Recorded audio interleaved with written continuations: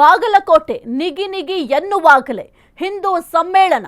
ಇಂದು ಮಧ್ಯಾಹ್ನ ಹಿಂದೂ ಸಂಘಟನೆಗಳ ಕಾರ್ಯಕ್ರಮ ಇರುತ್ತೆ. ಕಲ್ಲು ತೂರಾಟ ಪ್ರಕರಣದಿಂದ ಬಾಗಲಕೋಟೆ ಕೋತ ಕೋತ ಅಂತ ಕುದಿತಾ ಇದೆ. ಬಾಗಲಕೋಟೆ ನಿಗಿ ನಿಗಿ ಎನ್ನುವಾಗಲೇ ಈಗ ಹಿಂದೂ ಸಮ್ಮೇಳನ.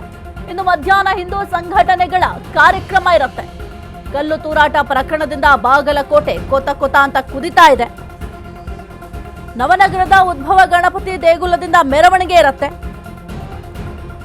ಆರ್ಎಸ್ಎಸ್ಗೆ 100 ವರ್ಷ ಪೂರೈಕೆಯ ಹಿನ್ನೆಲೆ ಈ ಒಂದು ಕಾರ್ಯಕ್ರಮವನ್ನು ಹಮ್ಮಿಕೊಳ್ಳಲಾಗಿದೆ. ಹಿಂದೂ ಸಮ್ಮೇಳನದಲ್ಲಿ ವಿವಿಧ ಮಠಾಧೀಶರು ಕೂಡ ಭಾಗಿಯಾಗ್ತಾರೆ. ಕಲ್ಲು ತೂರಾಟದಿಂದ ಕಿಲ್ಲಾ ಓಣಿಯ ಕೋಮು ದಳ್ಳುರಿ. ನಗರದಲ್ಲಿ ಶಾಂತಿ ನೆಲೆಸುವಂತೆ ಪೊಲೀಸ್ ಬಂದೋಬಸ್ತನ್ನ ಒದಗಿಸಲಾಗಿದೆ. ಪೂರ್ವ ನಿಯೋಜಿತ ಸಮ್ಮೇಳನದ ಹಿನ್ನೆಲೆ ಖಾಕಿ ಅನುಮತಿಯನ್ನ ಕೊಟ್ಟಿದೆ. ಹೆಚ್ಚಿನ ಭದ್ರತೆಗಾಗಿ ಪೊಲೀಸ್ ಅಧಿಕಾರಿಗಳ ನಿಯೋಜನೆ ಮಾಡಲಾಗಿದೆ.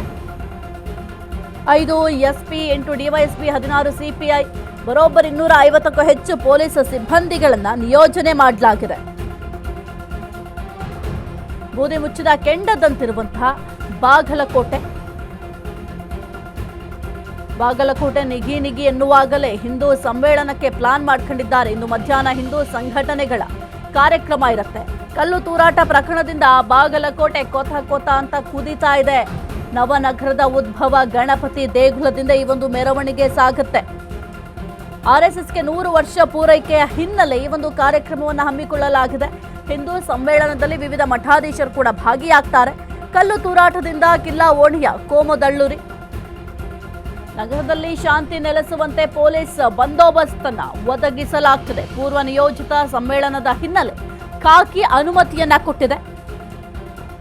ಹೆಚ್ಚಿನ ಭದ್ರತೆಗಾಗಿ ಈಗ ಪೊಲೀಸರನ್ನು ಕೂಡ ಅಲ್ಲಿ ನಿಯೋಜನೆ ಮಾಡಲಾಗಿದೆ. ಯಾಕೆಂತಂದ್ರೆ ಮತ್ತೆ ಕಲ್ಲು ತೂರಾಟ ಪ್ರಕರಣಗಳಾಗಬಹುದು ಅಥವಾ ಯಾವುದೇ ರೀತಿಯ ಗಲಭೆ ಆಗಬಾರ್ದು, ಗೊಂದಲಗಳು ಸೃಷ್ಟಿಯಾಗಬಾರ್ದು ಎನ್ನುವ ನಿಟ್ಟಿನಲ್ಲಿ ಬಿಗಿ ಪೊಲೀಸ್ ಬಂದೋಬಸ್ತನ್ನು ಒದಗಿಸಲಾಗಿದೆ.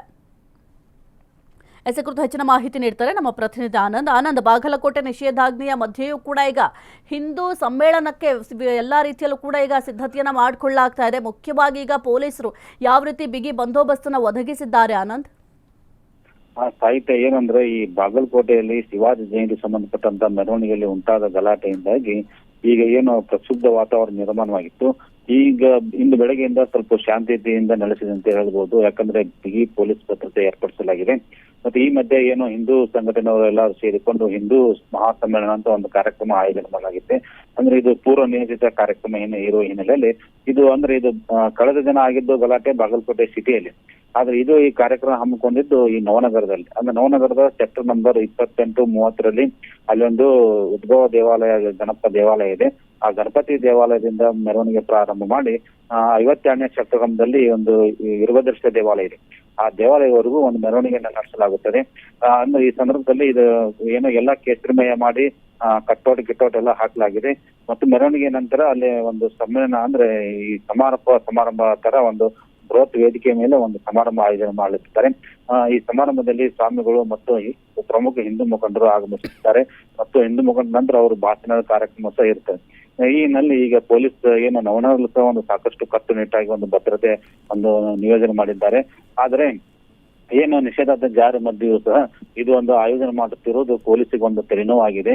ಈ ಮಧ್ಯೆ ಅಂದ್ರೆ ಇದು ಪೂರ್ವ ನಿಯೋಜಿತ ಇರುವ ಕಾರಣದಲ್ಲಿ ಪೊಲೀಸರು ಪರ್ಮಿಷನ್ ಕೊಟ್ಟಿದ್ದಾರೆ ಅಂತ ಹಿಂದೂ ಸಂಘಟನೆ ಹೇಳ್ತಿದ್ದಾರೆ. ಆದ್ರೂ ಸಹ ಪೊಲೀಸರಿಗೆ ತಲೆನೋವಾಗಿದ್ದು ಮುಂದೆ ಕಾರ್ಯಕ್ರಮ ಏನು ಸರಳವಾಗಿ ನಡೆಯುತ್ತಿದೆ ಎನ್ನುವುದನ್ನು ಕಾಯ್ದು ನೋಡಬೇಕಾಗಿದೆ. ಸಾಹಿತ್ಯ.